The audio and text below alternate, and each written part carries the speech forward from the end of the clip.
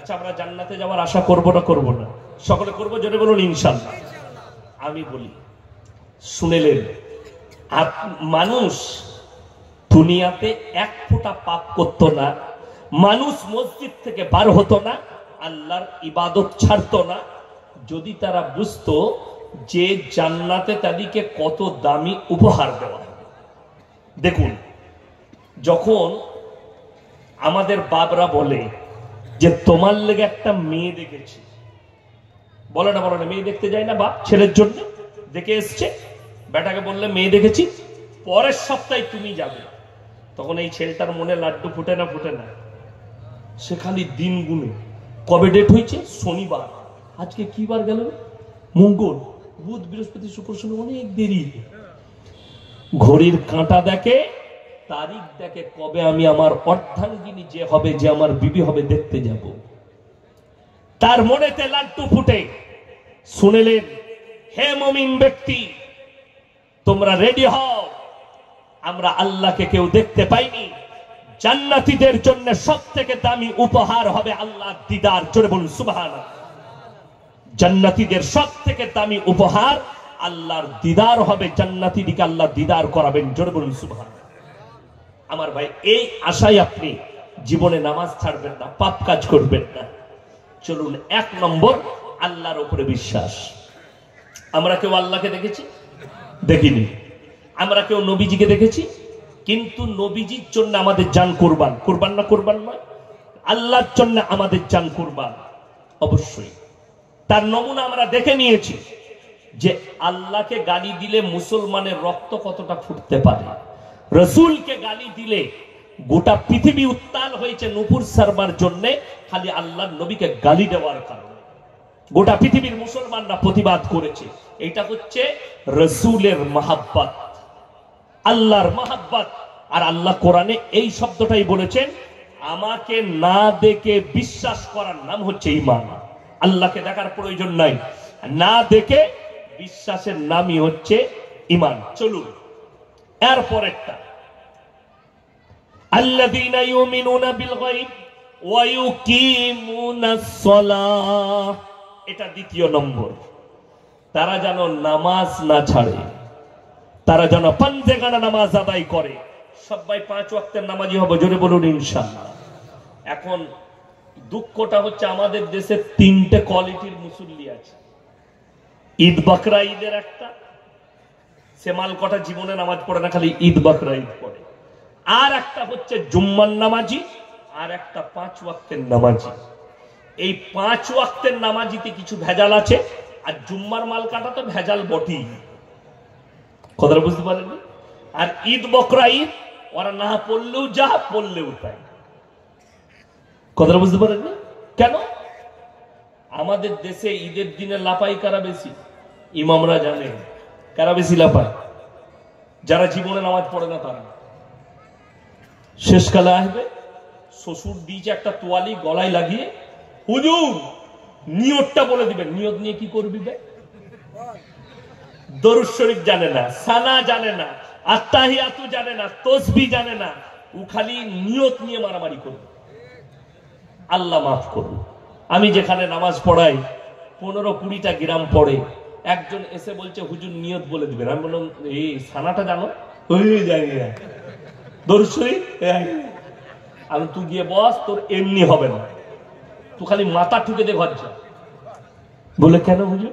আমি, তুই তো জোহর থেকে আর নাই, আবার আগামী ঈদে আসবি, তো তোর না পড়াটাই ভালো, তুই যা পাচ্ছিস তাই কর। বলে কেন? আমি বলে ওইটা নিয়ে কি করবি? কিন্তু ইমাম সাহেব যখন আল্লাহু আকবার বলে হাত ঝেড়েছে, ইমাম রুকুতে, এরকম লোক আছে না? ইমামের 4 বার না হাত ঝাড়তে যাতে ও হারাম কর রুকু থেকে সিজদা করে আবার উঠে দেখছে মাল সব দাঁড়িয়ে আছে, তো ও ঘুরিয়ে দাঁড়িয়ে আবার লেগে গেল। ঠিক বললাম না? তো তোর নামাজ তো এমনি হবে না। বড় কষ্ট লাগে, হাই রে মুসলমান। আমি বললে খারাপ বলবি।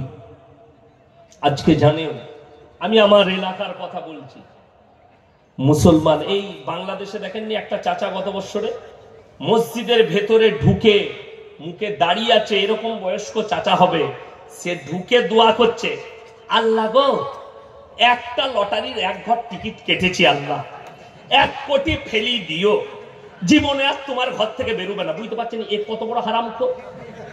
আচ্ছা লটারি হারাম না হালাল? হারাম। তাইলে এই দোয়া কখনো মসজিদে করা যায়? যাই না। আমার এলাকায় ফার্স্ট কাতারের নামাজি মা কি উনি লগরা মনে করে আউলিয়া, দাঁড়িয়ে আছে, টুপি আছে, হাতে তসবি, বাবারে মসজিদে তসবি,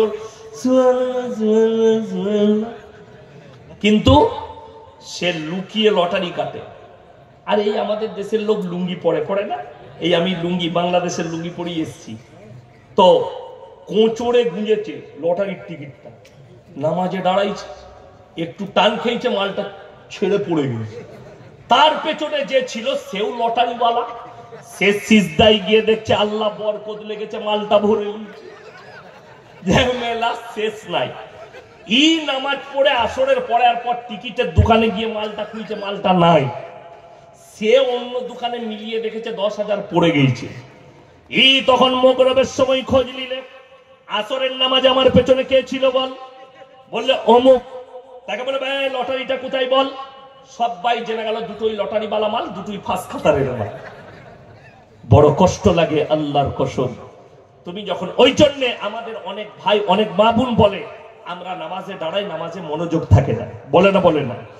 নামাজ নিয়ত করতে হবে, আল্লাহ আমি মসজিদে আল্লাহর ঘরে ঢুকেছি, নামাজি হয়েছি, তুমি আমাকে পরিবর্তন করো, আমার হৃদয়কে পরিবর্তন করো। সবাই দোয়া করবেন, জোরে বলুন ইনশাআল্লাহ। নবীজি বললেন নামাজে দাঁড়ালে ফাইন্নাহু ইয়ারাক, তোমরা যখন নামাজে দাঁড়াবে মনে মনে ভাববে আমি আল্লাহকে দেখতে পাই বা না পাই, আমার আল্লাহ আমাকে অবশ্যই দেখছেন। নামাজ সুন্দর হবে। আমাদের দেশের নামাজ তো পাইকিরি নামাজ, জানো? রমজান মাসে তারাবি হয় না? হয় না? যে যত স্পিডে পড়াবে সে তত ভালো হাফেজ আমাদের দেশে, ঠিক কিনা?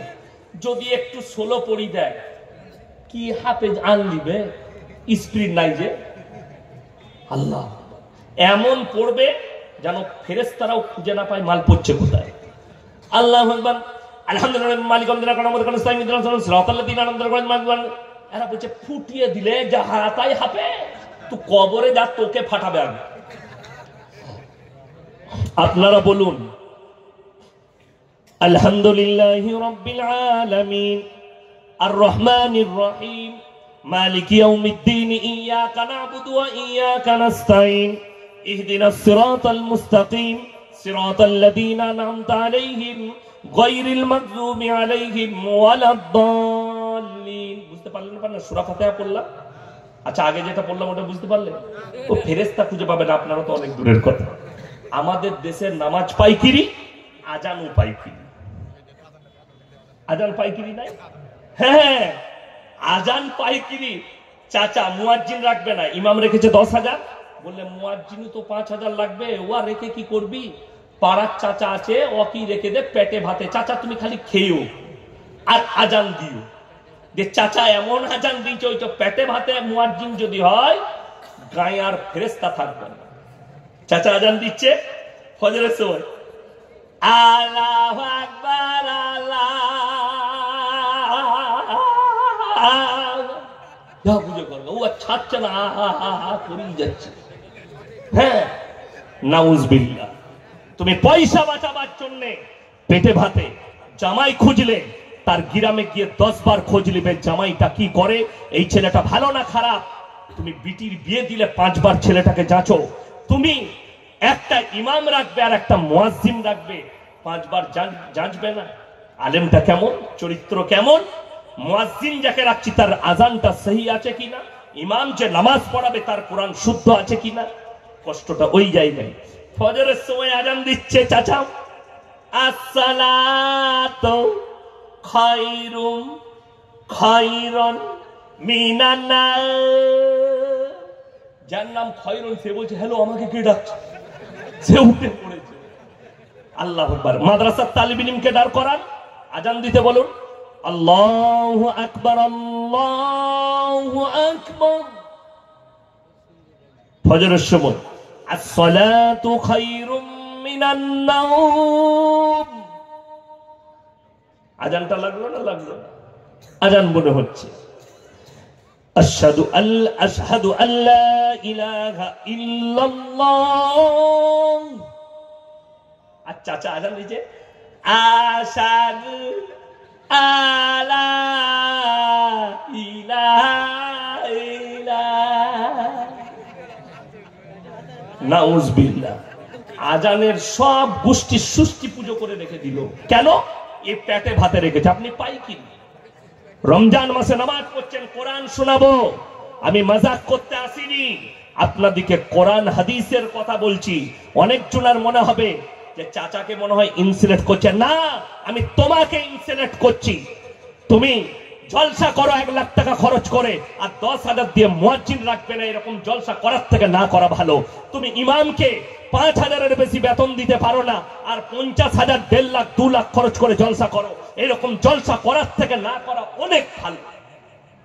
তুমি যার পেছনে 5 ওয়াক্তের নামাজ আদায় করবে, যে মরে গেলে, তোমার বাপ মরে গেলে যে জানাজা পড়াবে, তোমার বাপের কবর জিয়ারত করবে, তাকে বেতন দিতে তোমার গায়ে লাগে। আর যে স্টেজে 2 ঘন্টা বয়ান করে 25,000 টাকা নিয়ে যাবে, অগ্রিম টাকা পেড করতে হবে। তবে আপনার গ্রামে, আজকে আমি জলসা করতে এসেছি আপনার গ্রামে সুটিয়ায়, কালকে আমাকে ফোন করে বললেন, হুজুর আপনি এসেছিলেন, খাইয়েছি দেশি মুরগি দিয়ে ভাত, রুটি খাওয়ালাম, মিষ্টি খাওয়ালাম। আমার আব্বা মারা গেছে। আমি খালি ফোনে বলবো তোমার আব্বাকে আল্লাহ জান্নাতি করুক, ফোনটা কেটে দিন। আসার আমার সময় আছে নাই। তোমার ইমাম যদি ছুটি থাকে, ইমাম যদি ছুটিতে বাড়িতে থাকে, আর যদি বলো সে যদি জানতে পায় আমার অমুক মুক্তাদি মারা গেছে, সে ছুটি ক্যান্সেল করে বাড়ি থেকে কাজ ফেলে আগে না নিজের মুক্তাদির জানাজার নামাজ পড়তে আসবে। অথচ মানুষ তাকে বেতন দিতে চায়। অথচ একটা বক্তা 30,000, 40,000, 50,000। আপনি অবাক হবেন। বাংলাদেশে আমার যাবার ইচ্ছা নেই, জোর জবরদস্তি ফোন করে, হুজুর সামনে বছরের ডেটলে। আমি তো আর বলতে পারি না সামনে বছরে খালি নেই। আমি বললাম হ্যাঁ খালি আছে। আমি খালি বলছি ভারতের মানিতে 1 লাখ টাকা নেবো, তাতেই বলছে হুজুর 1.5 লাখ দেবো, হেলিকপ্টারে নিয়ে যাও। ভেবেলে?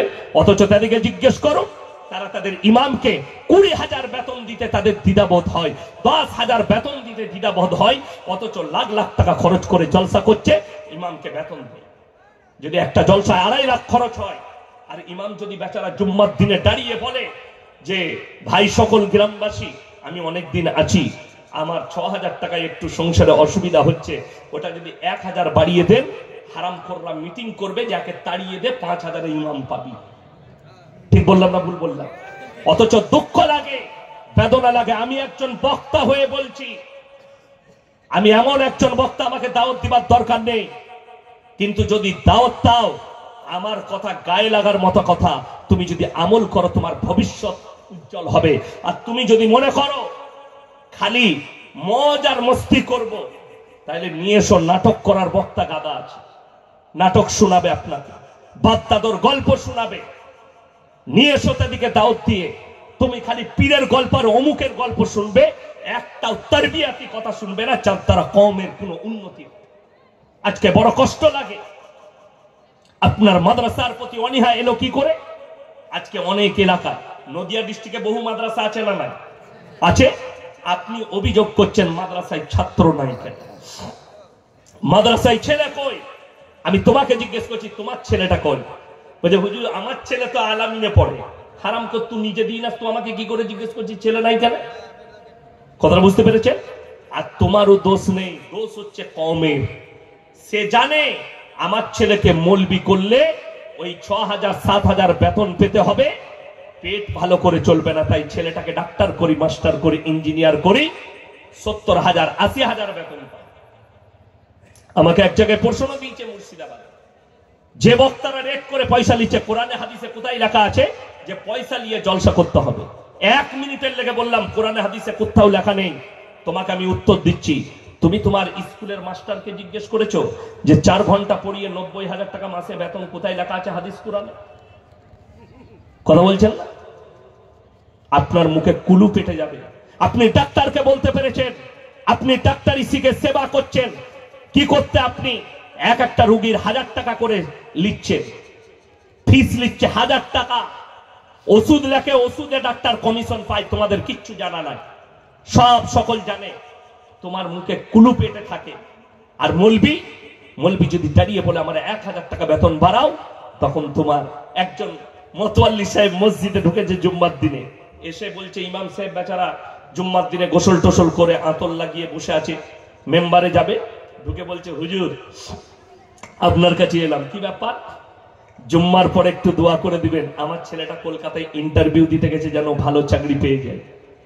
ইমাম সাহেব দোয়া করছেন, আল্লাহ মতোয়াল্লি সাহেবের ছেলে কলকাতায় ইন্টারভিউ দিতে গেছে, তার ইন্টারভিউ সে যেন পাস করে যায়, আর তার বেতন যেন আমার সমান হয়। মতোয়াল্লি বলে কি দোয়া করলি তোর সমান বেতন? বড় কষ্ট লাগে। ইমাম যদি এই দোয়া করে, ইমামের চাকরি চলে যাবে। বড় কষ্ট লাগে। তোমার বেটা যেন 90,000 বেতন পায়, ইমামকে 100 টাকা দিনে বেতন দিতে তোমার গায়ে লাগে। আমার মুসলমান ভাই, আপনি পাইকিরি নামাজ পড়ছেন, হৃদয়কে জিজ্ঞেস করুন। পাইকিরি নামাজ আজকে বেশিরভাগ লোক মাথা ঠুকতে যায় মসজিদে গিয়ে, পাড়ার লোক যেন বলে চাচা নামাজি, কিন্তু রাতের বেলায় এসে চাচা লোকের এল ফুটো করছে।